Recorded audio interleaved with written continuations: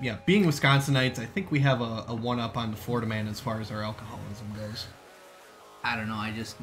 What I know is I work today, and when you work on a weekend, my God, does the beer taste good when you get home.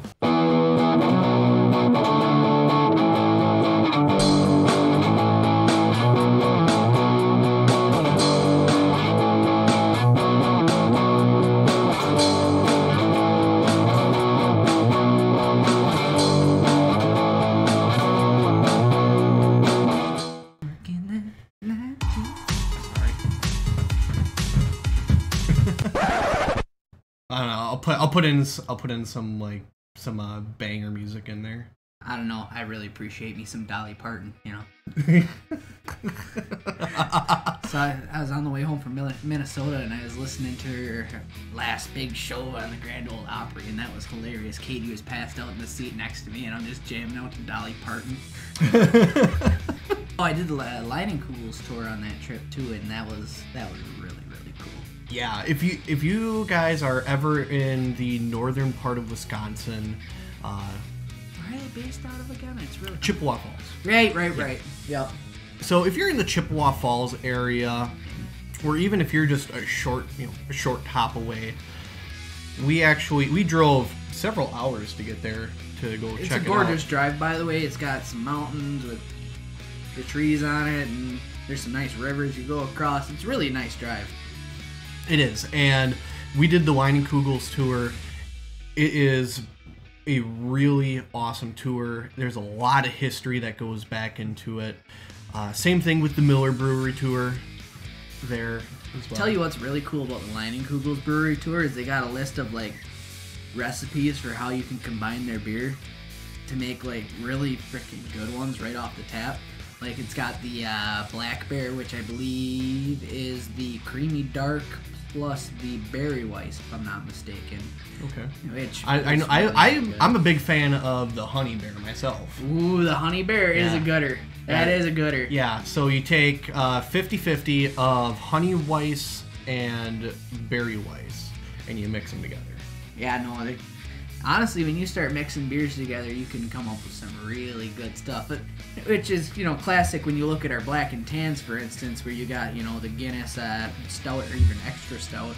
With, I find the Green Bay Honey Blonde is actually probably one of the absolute best to make a black and tan with. You make a perfect black and tan, where you got the frickin', you take your spoon and you drizzle it along the side and you get that perfect split. Whoo! Yeah. That's a treat. You get your wife, girlfriend, whatever, to have one of them poured for you when you get home, and first of all, it's a visual spectacle when you get home. Then you get to drink it, and it's like, baby! That's what heaven looks like if you don't know what I know. Well, hey there, guy. Sometimes you just gotta be driving your snow machine down the trail side beach, and you drop a hand shoe along the way, and you stop by a tavern to have a brew and watch the Packers play, and that's just how it goes sometimes. For reference, that is more stereotypical Yooper than Wisconsinite, but... However, there are some of my dad's buddies who actually talk like that. Oh, yeah. And so the guy's trying to do talk to text on his phone, and don't understand him. He can't figure out what the hell he's trying to tell it. So he's just sitting there, take me to Walmart! And it's like...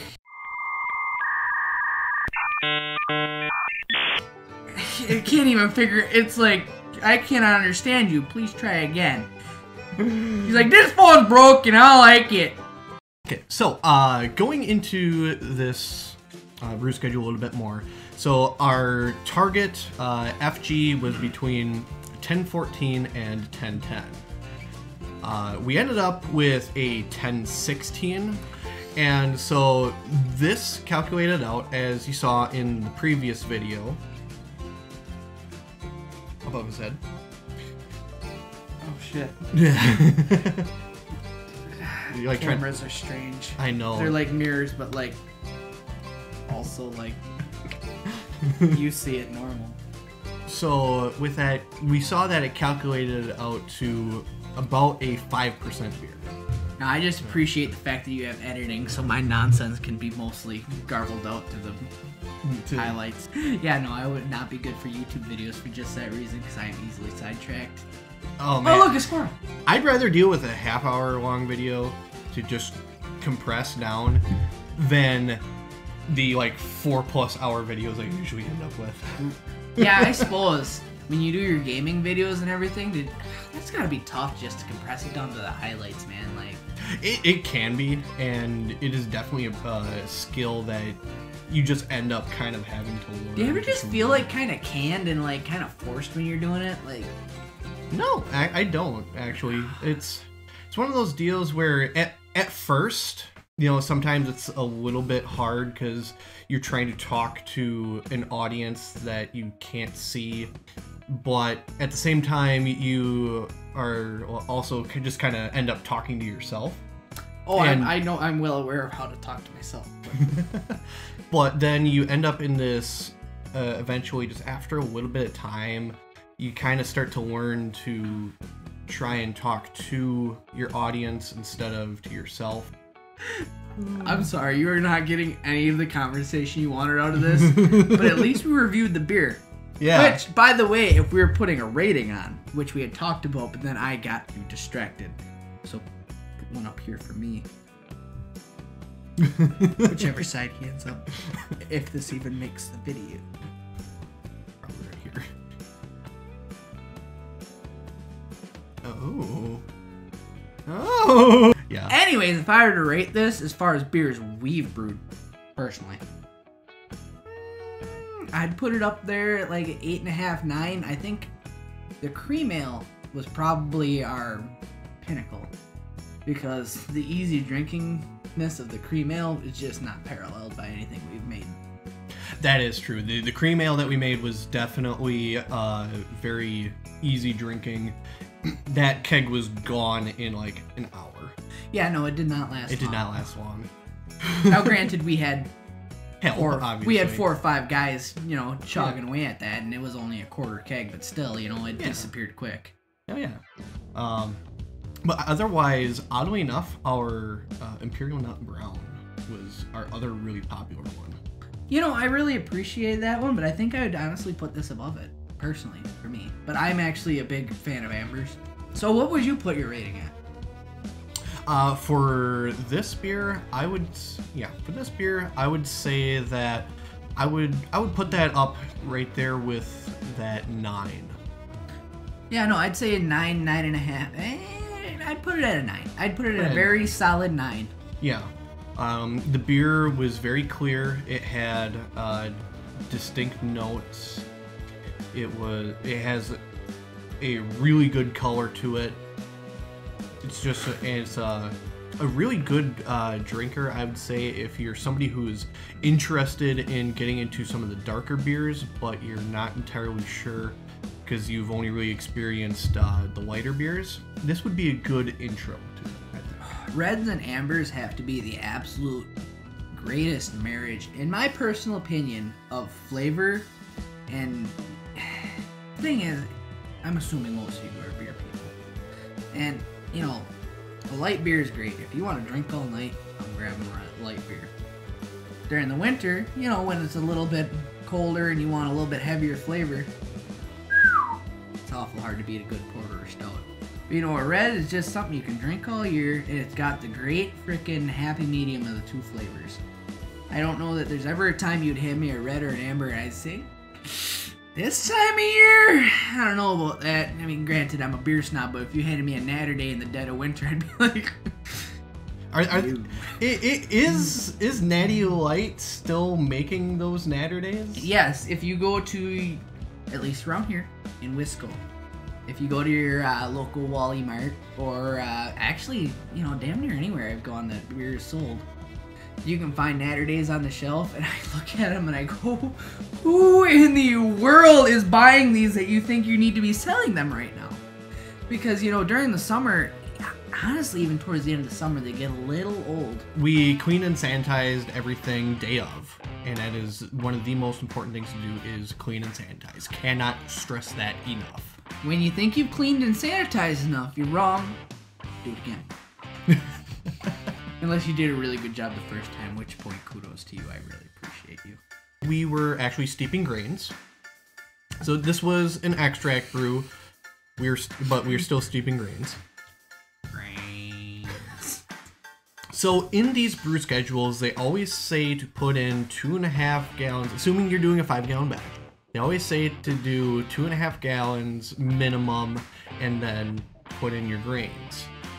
We always recommend doing as much water as possible. So if you're doing a 5-gallon batch, having 5 gallons of water in there is what you want to do. It is the more ideal way to do it. And then we had to keep the range between 150 and 160 degrees Fahrenheit. And so that is a really wide range. That is a very generous range to have. We've had some that it was within 3 degrees. For the people doing all grain, when you have your water tun, which is in most cases for home brewers going to be an igloo cooler of sorts, having a good candy thermometer. There are these big ones that are about this long. They're flat. They're easy to read. They only cost, I don't know, $12 or so. That's the one you're gonna want.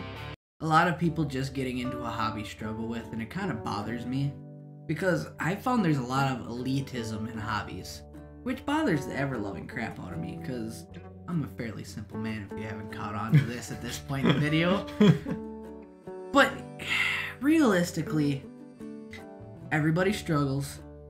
It sounds cliche, all hell. But realistically, there are some advanced steps that the experts swear by. You need to do this every time or your beer's gonna be garbage. Wrong. It'll be good to you. And it tastes a lot better because it's a lot cheaper. And you made it yourself. So don't beat yourself up. Don't get overly worked up or upset about things. Oh, I didn't do it every step within the... you follow your brew schedule. If it says it in this golden document, do your best to follow it. But at the end of the day, if you're not having fun brewing, you're wasting your time. And it's just not worth your time. Have fun. That's the biggest thing you gotta do. And everything else you figure out along the way. So don't get too worked up over things. That's my little bit of advice. I'll get off the soapbox. Give it back to the main man here. Yeah. Yes, definitely have fun brewing beer. That is by far the one thing that... Stress makes beer taste bad. Yeah. Yeah. If you don't feel comfortable having a beer in hand while you are brewing, you need to relax a little. You're doing it wrong. Hey everybody, if you enjoyed that video, please drop a like and leave a comment on what other subjects you'd like to see us talk about. Also, check out In Search of the Perfect Mushroom Swiss Burger Facebook page for great recipes and tips. And as always, we will see you next time.